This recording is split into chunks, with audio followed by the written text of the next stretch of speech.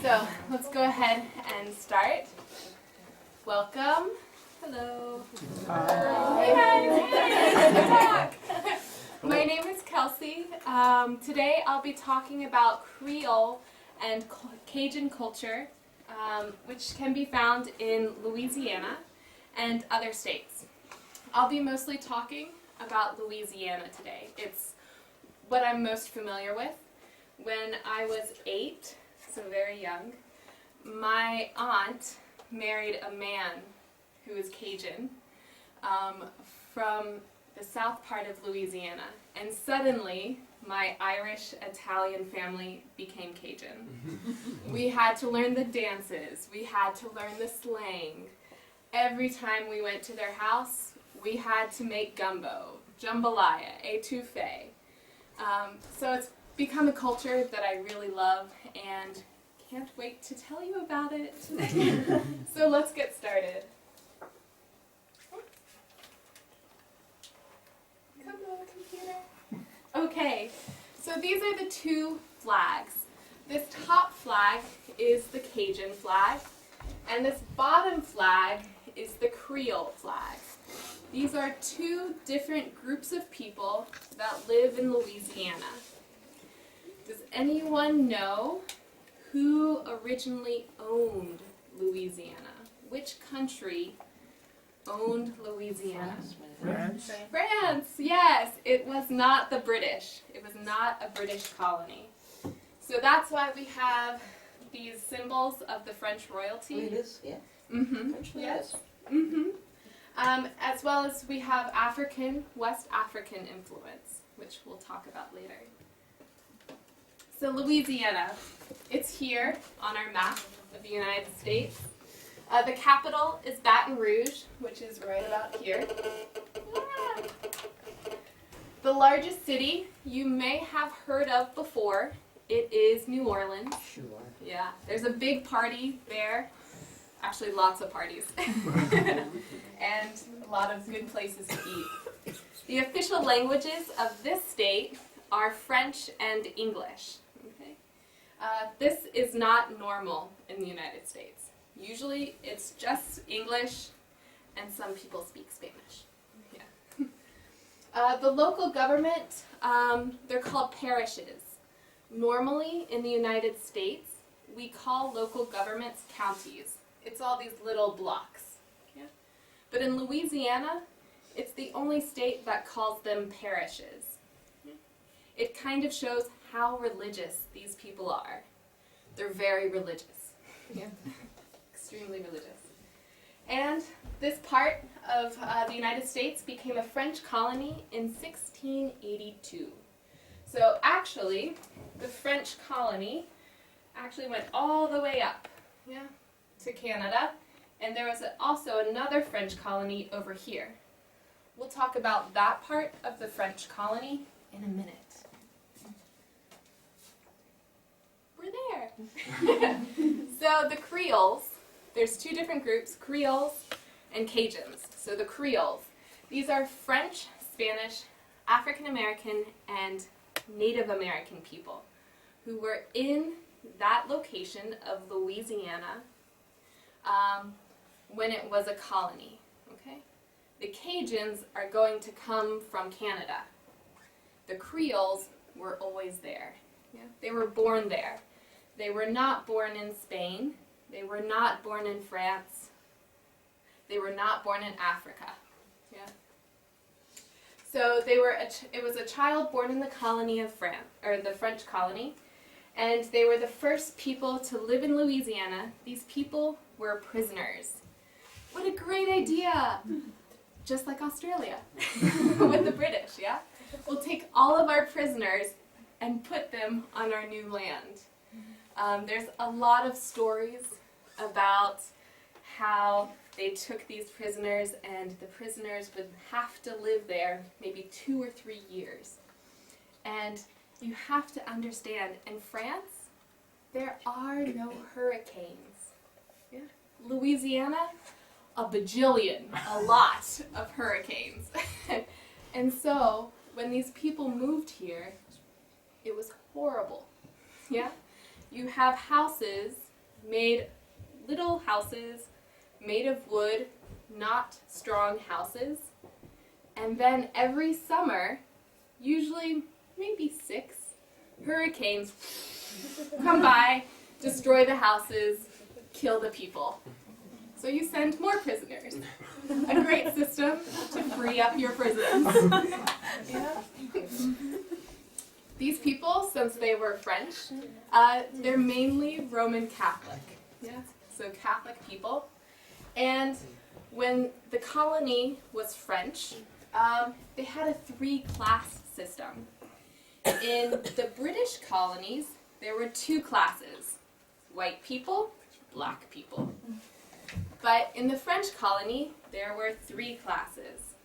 You had usually the white people, then you had educated people who were both African and French. Yeah? So these were freed people who had African descent. That was very rare in America. Unheard of. Yeah? Not normal. So this middle class, the educated group of white and African descent. And then you had African slaves. Yeah? Slavery was not common during the French occupation.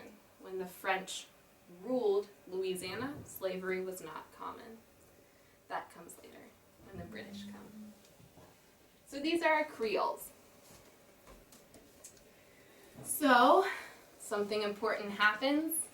The 7 Years' War. This is kind of like a world war, like the First World War in old times. Because it was between Great Britain, it was between Prussia, it was between France, Austria, even Russia and Spain. Yeah. They were fighting over different trade spaces. Yeah. So there were wars in Asia, wars in Africa, there was war in Europe, and there was a war in the US. All the time, there's war. All over the world. First World War, maybe. But we call it the 7 Years' War. It was between 1756 and 1763.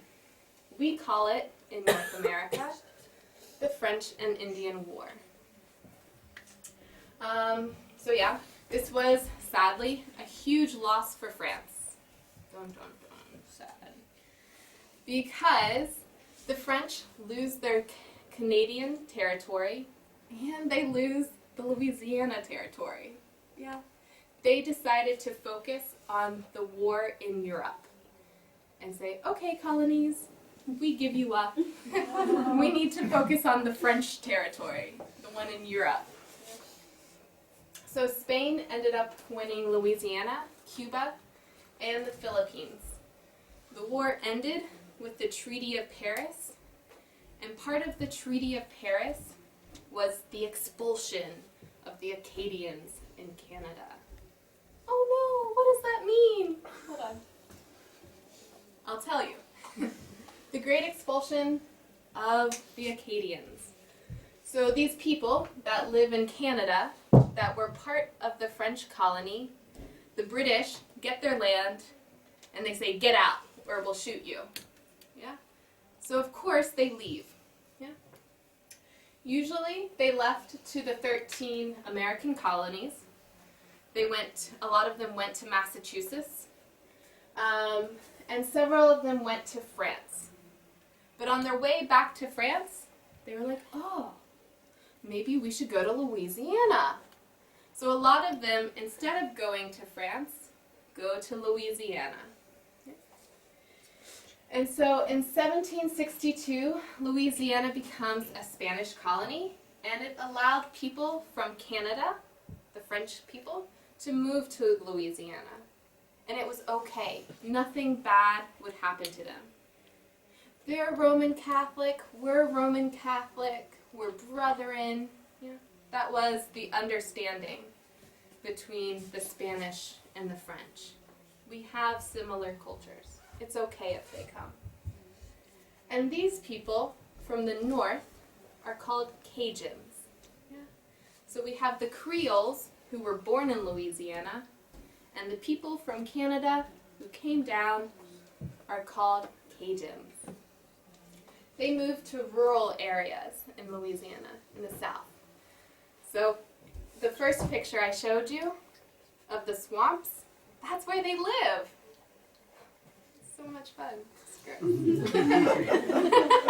Who would want to live in a swamp with alligators? I don't know. Yeah, and snakes, horrible things. Yeah. And this is where the Creoles live, closer to New Orleans. So let's review the differences historically. We have the Creoles. They are the original colonists. They are very diverse. Their backgrounds come from Spain. They come from France, Native Americans, which are Indians from America, and Africans. They are thought of more refined since they are from France and Spain, and they are Roman Catholic. For our Cajuns, they're from the north, from Canada, and they chose to live in swampy areas, in the rural areas. So we think of them as poorer, more poor. And they are also Roman Catholic. This thread of Catholicism, so everyone is Catholic, it helps them become one group and makes them a powerful group to fight the British when the British come. Yay! So let's talk about the culture part, the more fun part of Louisiana. So there are differences. We know differences in the history, but there are also differences in the cultures. Part of the Creole religion is voodoo. This came from the West African part of the Creole culture. It also was part of the Haitian immigrants. So Haiti is an island south of North America, and it was also a French colony. So sometimes Haitians would move to Louisiana, and this came with it. So voodoo is basically protective charms,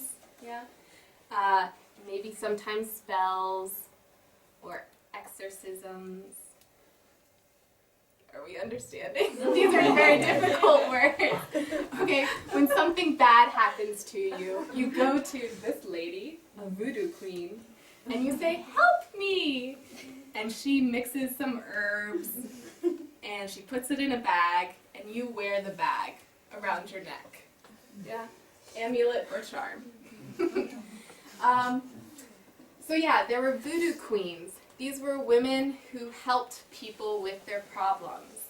This is the most famous, Marie Laveau.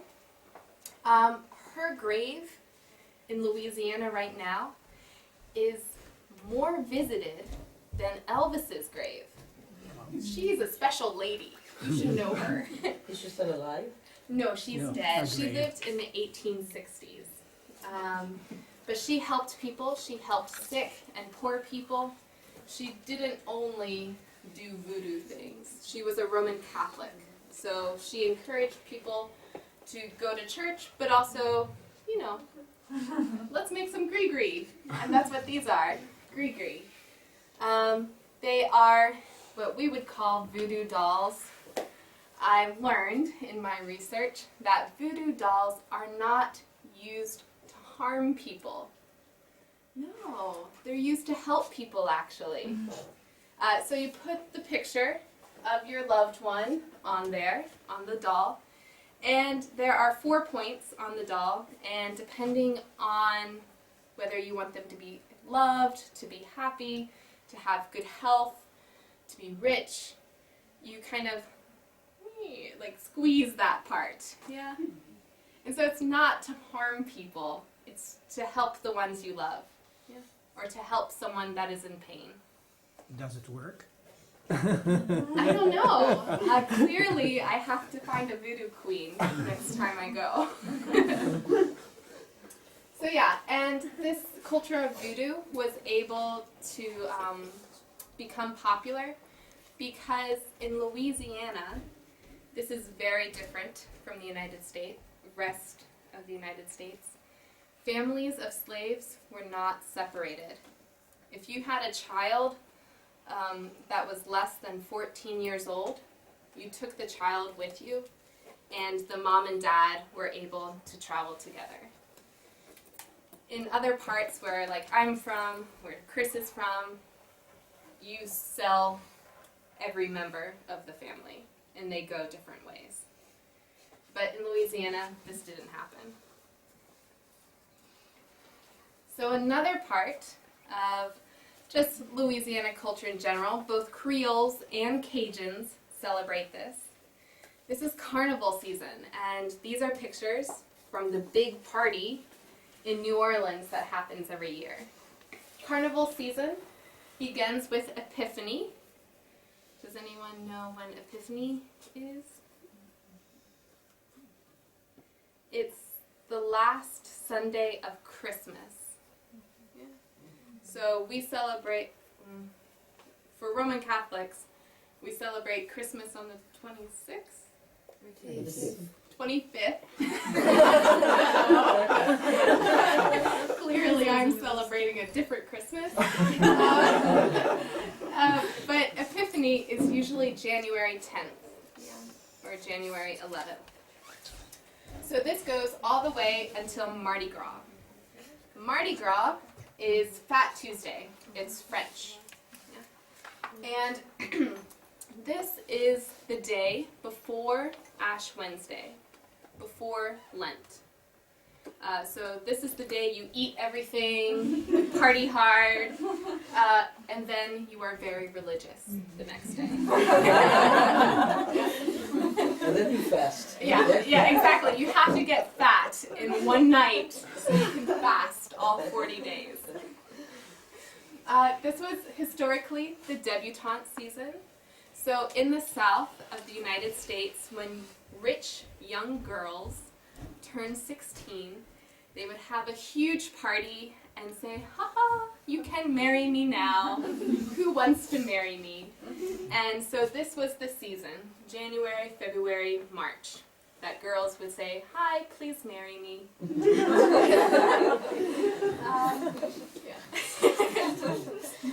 So these are pictures. If you ever get a chance to go to Mardi Gras, you should. They usually have these huge floats, huge cars that are really decorative. They look amazing. They're called crews. And people throw jewelry, like usually necklaces, beads, and you collect beads all night. And there's a saying, it means let the good times roll, laissez les bons temps rouler.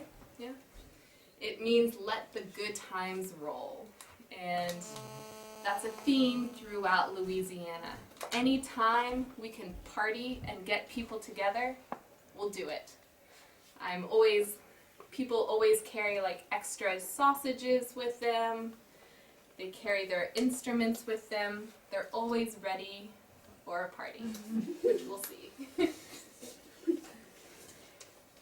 These parties usually occur at cafes. And here are 3 famous cafes you can find in the state of Louisiana. Café du Monde is in New Orleans, very famous, features Creole food, and it serves beignets. Does anyone know what a beignet is? Oh my god! It's amazing! You order coffee, and then they give you fried dough with sugar on top. It's good, trust me. It's great because it comes out fresh, it's warm, the sugar melts, it's lovely. It's, I think it's an African dish, but I think it comes from France originally. Then we have Café des Amis, which is in Bro Bridge. This is where you get grits with cheese and shrimp for breakfast. And every weekend they have a new band come, and it's so much fun, guys. This is the cafe my family and I go to. You go in, you like wait outside, and you're like, gosh, when are they gonna let me in? I need my coffee. I'm hungry. You finally get a seat, and you're like looking around, listening to the music, really good, and you get to order. The service is really good, and all of a sudden, while you're waiting, someone just takes you, and you have to dance to the music. Random strangers will take you and just dance with you. And so you just dance, and you learn how to do the two-step or jitterbug while you're waiting for your food. It's an extremely friendly cafe. It's known worldwide. If you go into this building, you'll see messages from people all over the world written on the walls. And then we have this cafe, the Blue Dog Cafe in Lafayette. It's a really weird cafe. It has pictures of this blue dog everywhere. I don't know why, but they are very famous paintings and very expensive paintings. But they serve Creole food as well, and it's more higher class, but they always have music on the weekends. So let's talk about this music. We have Zydeco. Zydeco was officially formed in the 1920s. Again, some more French. Les haricots sont pas salés, which is I have nothing interesting to say. In reality, beans are not salted or have spices. So it's basically saying there is nothing interesting in my life, so I'm going to sing. They use the accordion, so here, the fiddle, which is like a violin, a veste frottoir, which is this. It's basically how you wash clothes. You drink a couple of beers the night before or before your event, and you use the top of your beer bottle, to make the noise. They also use drums, guitar, and bass, and they have the jitterbug and two-step. I'm going to show you a video from Café des Amis. It's a famous band. And you'll get to see some of the dancing, some of the food, and the washboard. So let's see if it'll play.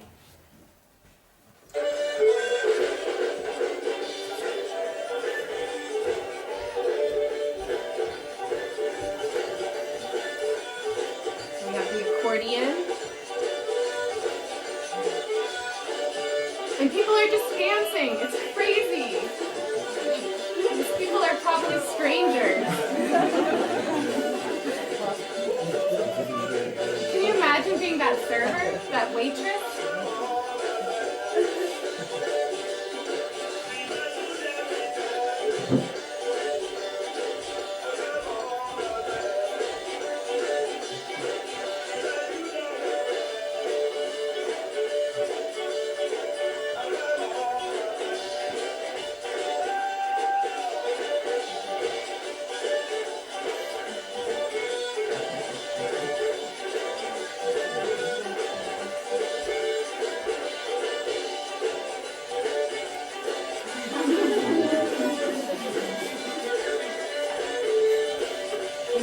Washboard. I think he's using forks or spoons.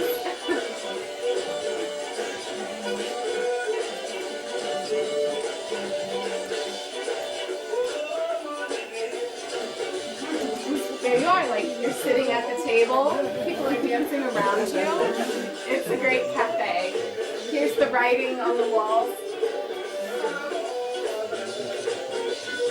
small little cafe in the middle of nowhere that everyone goes to.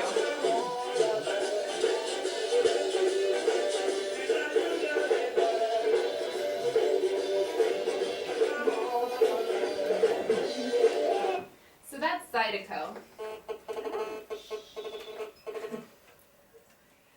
Zydeco. It's perhaps more famous than what I'm about to show you, Cajun. Cajun is similar, but it doesn't have the washboard. And who really wants to see a band without the washboard when you can go to the next cafe and see it? So this is Cajun music. It has the accordion, it has the fiddle, and guess what? It has a triangle. Ding, ding, ding. Yeah, it's great. So these songs are from the Cajuns, the people up north, the people who were told to move away from their home, to leave Canada for the alligator home in Louisiana. So these songs are about death and being alone and losing love. These are very sad songs. Like blues? Kind of like blues, yeah. And again, this one has 3 different types. There's the Cajun jig, the 2-step, and the waltz. Yeah.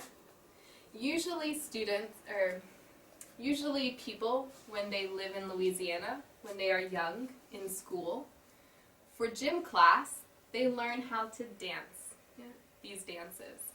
It's very important in their culture. My cousins right now go to school and they are learning how to do these dances. So speaking of my cousins, they are crazy. They are 12 and 9, and they play in a children's band that meet at a cafe. So this is them.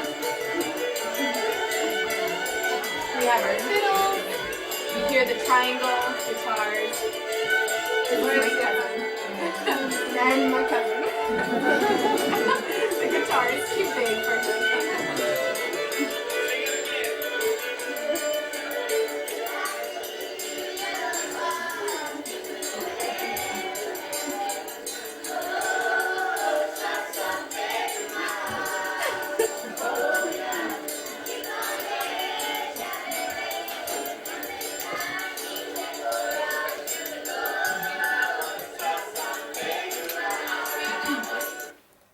Totally normal. Totally normal. Great. Not all children play instruments, but all children learn to dance. Yeah, in school. Yeah. Yeah, they're crazy. My cousin, the little girl, she plays by herself at cafes with adults. She's amazing. She also does Celtic violin. So that's our music. 2 different types, 2 different sounds. Now we have food. My favorite part! I've waited. Little did you know, the awesome part was waiting. Alligator. Yeah, can you imagine, like, it's coming after you. You shoot it. Yeah, and then you eat it. Nothing is more satisfying than eating an alligator. So both Cajuns and Creoles, they eat alligator, they eat snake, they eat turtles, they eat whatever comes in their backyard because they shoot it. Yeah. Toads. Hmm? Toads too. Toads? Yes, frogs. Yeah, frogs are normal. We have something like a weasel or raccoon. It's like kind of like a cat, but scarier. They shoot that and they eat it. Yeah, everything. It's great. So another similarity, something they have in the same, it's called the Holy Trinity. Very, very Catholic. Every dish starts with onions, celery, bell pepper. This goes back to the French roots. In France, it would be onion, celery, carrot. But they didn't have any carrots in Louisiana. So you need bell peppers. So most of these dishes, this is the beginning. So Creole, we'll start with Creole. Gumbo. Mmm. All right, whew, I'm so excited. All right, this is chicken gumbo. It starts with a roux, which is butter and flour and spices. Usually it's a darker roux. And they have okra. Yeah. Okra is an amazing plant. You don't have it here. It's an African plant, and we have it, Chris and I, in the South. Where we live, people fry it. What else do you do with food? Here, they put it in stew. It's great. It tastes like a green bean on the outside. Yeah. And then these little seeds, they pop in your mouth. They're delicious. So, when you go to Spain, an African country, or the United States, the Middle East, ask about okra. You should try it. So this is a stew. It stews for many hours, slightly spicy, usually served with rice. It's good. Red beans and rice. This is an African tradition that came with the Africans. It's, again, made with the celery, the onion, and the peppers. This time with red beans, made in a sauce, put on rice. Very simple, very filling. Then we have jambalaya. This is it's great. Jambalaya, many cultures. Remember Creole, many cultures. We have the word in French, jambon. It means ham, yeah, pig. Then we have paella, which, did I spell that right? Yeah, paella, which is a Spanish rice dish with shrimp. When you put jambon and paella together, you get jambalaya. Yeah? Look, I'll erase it. And if I did the aya, it's kind of like jambalaya. So this dish truly shows how diverse the Creole culture is. It usually has any kind of meat you can find.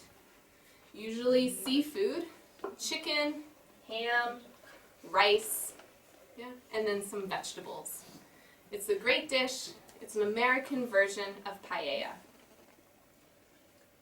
Now Cajun food. I love this. Again, if you go to the United States, you need to try this. Only in the U.S. would we put a chicken. Then we would cover it with a duck. And then we would cover it with turkey. And what we get is turducken. This is only found in Louisiana, but it's a dish they have instead of turkey on Thanksgiving. You take out the fryer, you put the turducken in. It's great.